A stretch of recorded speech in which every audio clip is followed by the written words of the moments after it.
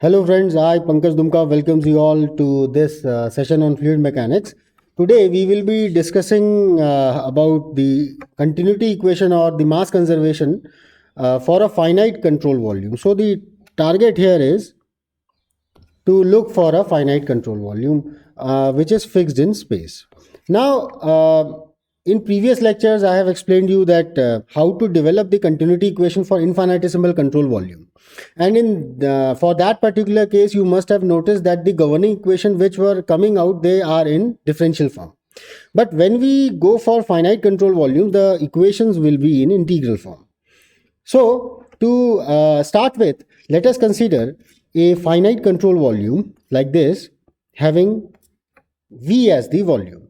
And the bounding surface of this control volume is, let us say, A.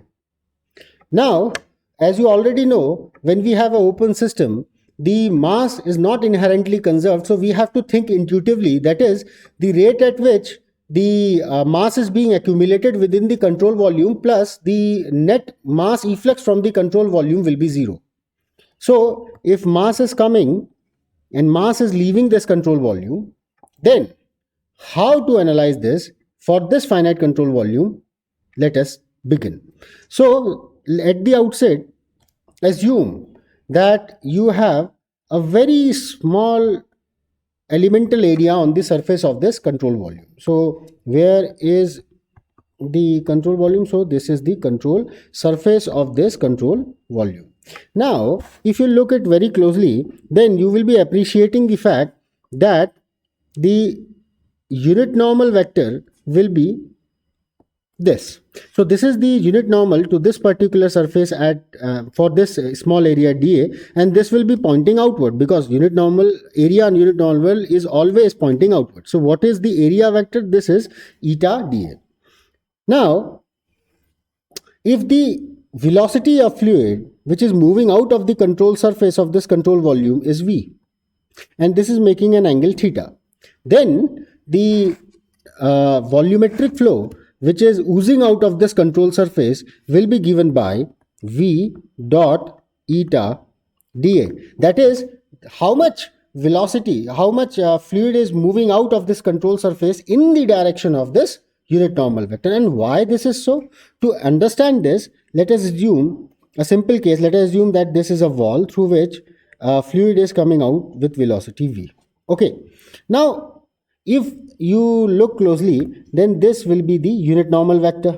Okay, so let us say this is eta dA.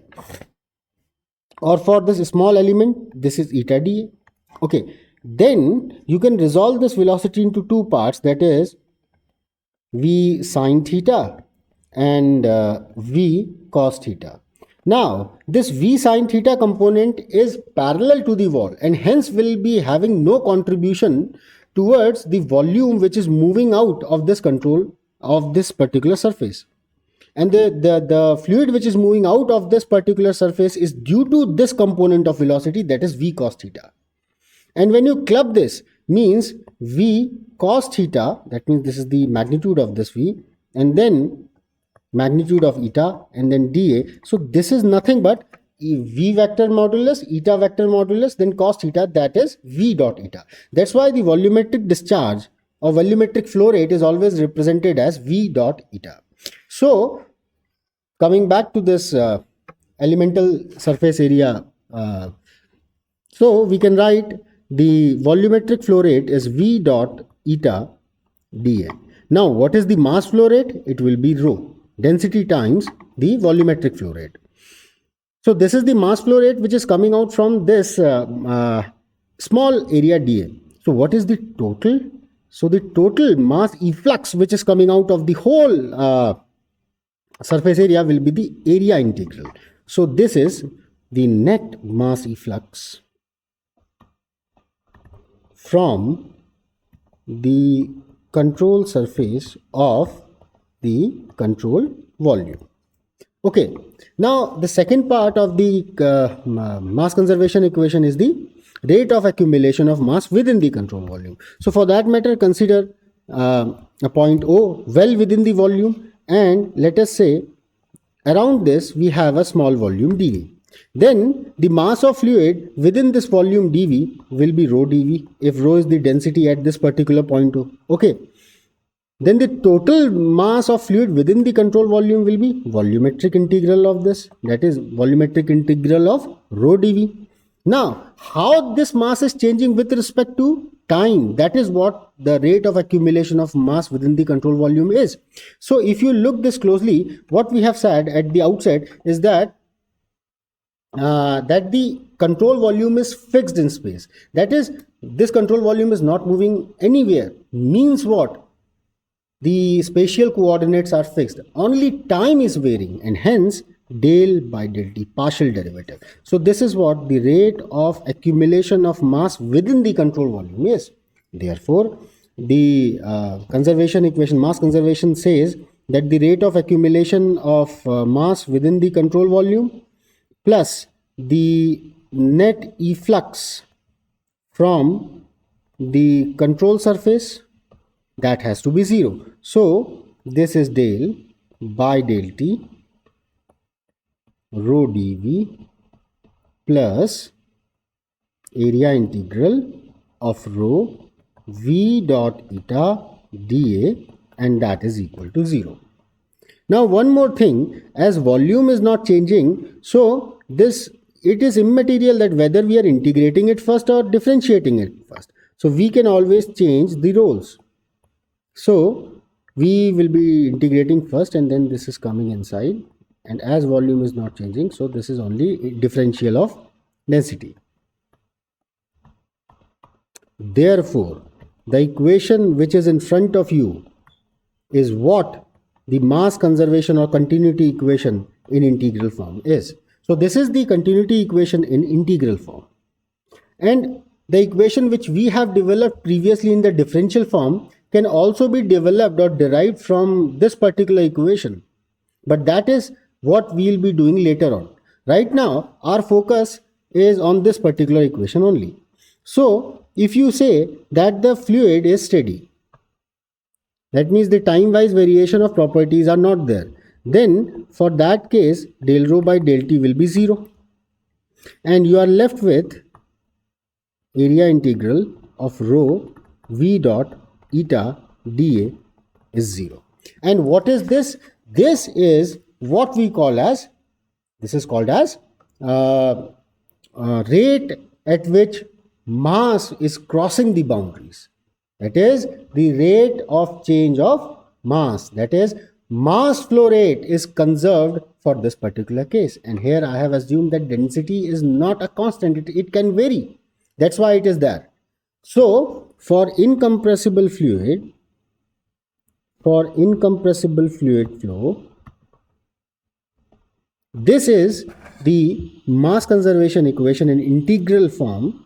Okay, that is the mass flow rate is conserved.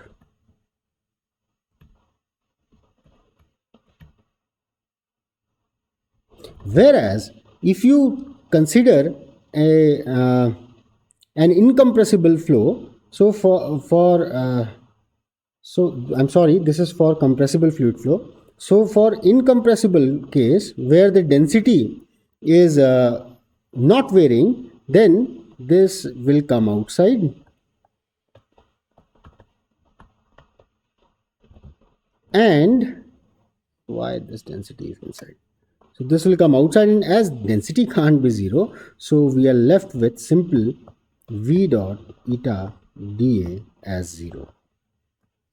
So friends, this is what the continuity equation or mass conservation for incompressible fluid flow. Basically, what is this? This is the rate of change of volume per unit time, that is volumetric flow rate. So whenever you have an incompressible fluid flow, the volumetric flow rate is what remains a constant, and when the flow becomes compressible, then mass flow rate is what you have to make a constancy of. Okay, so this you should always remember. Now, in most of the problems, what we'll be doing is we will be trying to solve the problem from the point of view of what we'll be doing is we'll be converting the problem into one dimension, or we'll assuming that the problem is one dimension, and then we'll be applying this. So, if the problem is in strict sense is one dimensional, then how to proceed? So, for that matter, consider a cube. Let us say this is the one. The fluid is flowing through this particular tube. Okay, at the inlet, the fluid velocity is v1, and at the exit, the fluid velocity is v2. The exit area is a2, the inlet area is a1. Okay, and this is the tube. Fluid is flowing. Now, it has been assumed in this particular case that the problem is one dimensional. Now, what does this one dimensional term mean? Because this is a three-dimensional pipe. So, one dimensional means if you try to look this very closely, then what I am trying to say is that the variation of flow parameter across any cross section does not exist. If at all flow parameters vary, then they will be varying along the tube, not across the tube. This is what this one dimensional flow means. Moreover, if you are not satisfied with this one dimensional concept, then you can think that these v1 and v2 are nothing but the average velocity. And I am not saying that the velocity will remain invariant across a section. Velocity will always be varying, because if you consider this section, then along this section, velocity will be varying like this for laminar flow. That means it is a parabolic variation. Because of no slip boundary condition at the surfaces, the velocity will be zero there. So if you have to think in this fashion, then you do what? You consider a small element area dA at which the velocity is u. Then the discharge across this area, small discharge, will be u dA. Okay, now the total discharge from the full cross section will be the area integral of this u dA. Now you can think that this can be written as the area of cross section itself times some velocity, which is the average one. Therefore, the average velocity is defined as 1 by a area integral of u dA. Now, this is average across this section, which is a constant value. So you can think that these v1 and v2 as average also. If you are finding it difficult to absorb the concept of one dimension, then you can think in this direction also.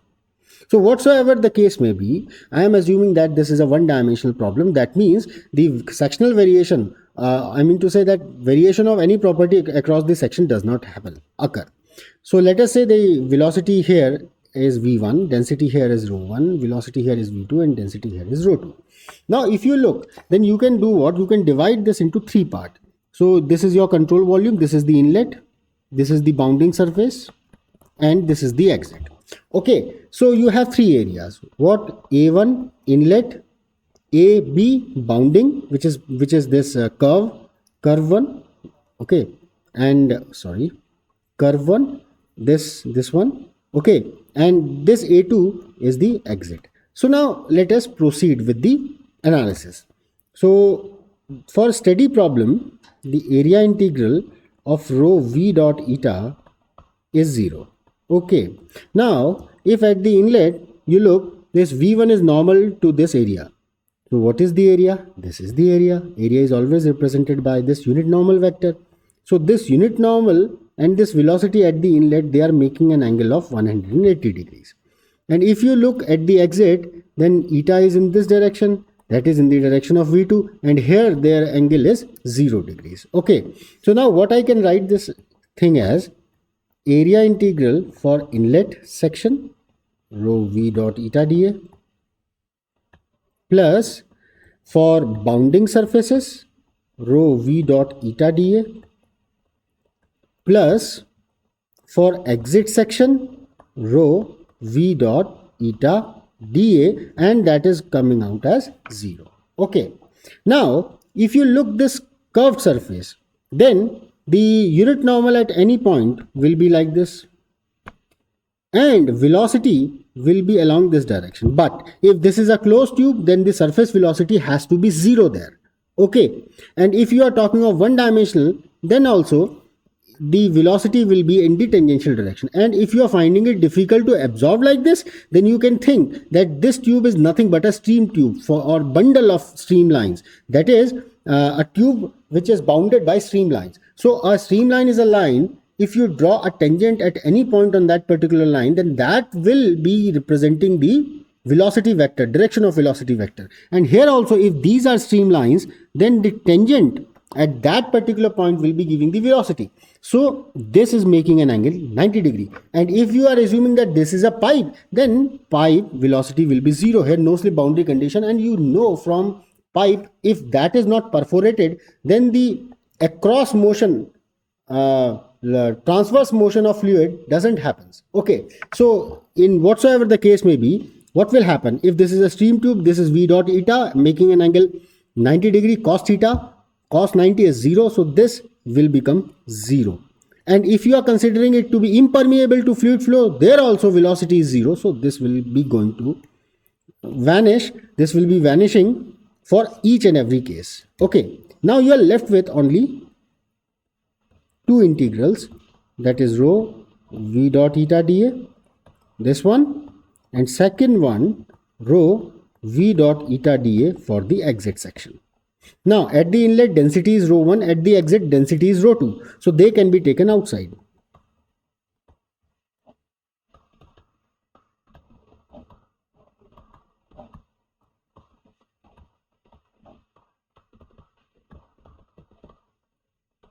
Okay, now look, at the inlet section the angle is 180 degree, and at the exit the angle is 0 degree. And A vector dot B vector means A vector modulus times B vector modulus times cos of angle between these vectors.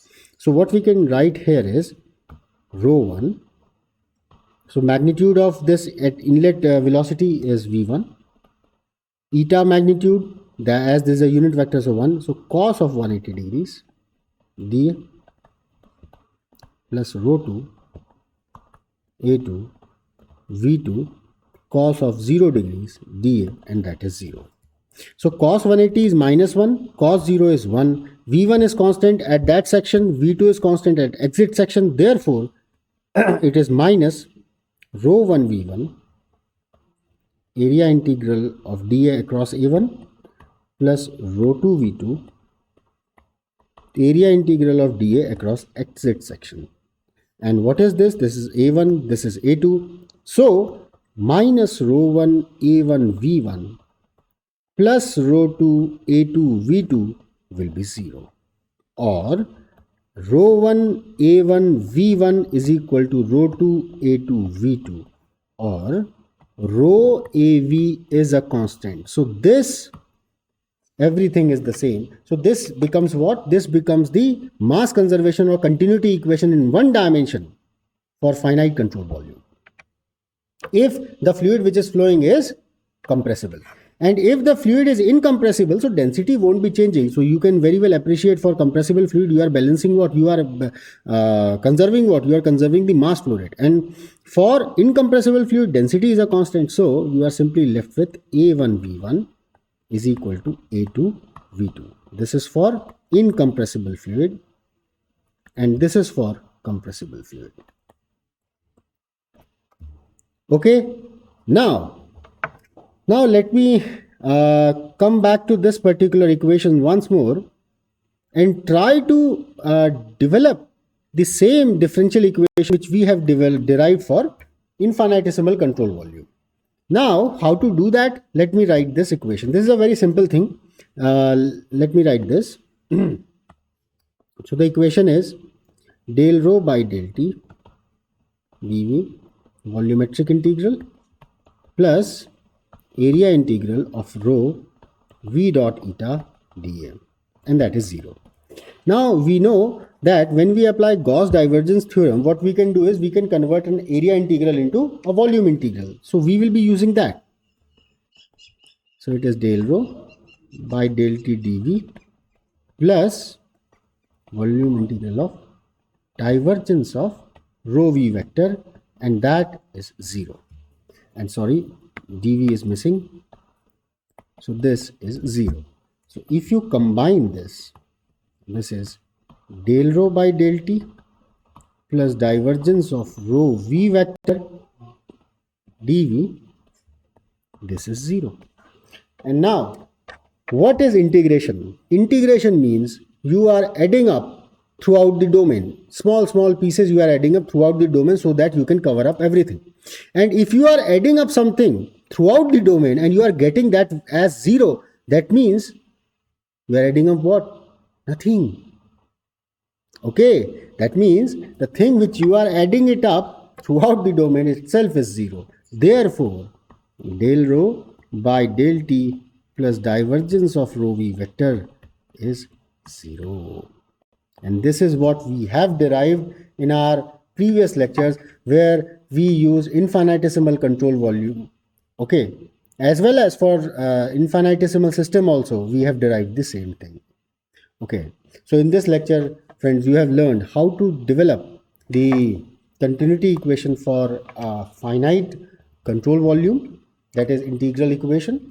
And at the same time, you have also derived that when the problem becomes steady and for one dimensional case, how to write this one dimensional continuity equation, that is rho AV is a constant for compressible flow, or area into velocity is a constant for incompressible flow. So in this lecture, till this point only, if you liked it, then please do like, share and subscribe. Thank you very much. Take care.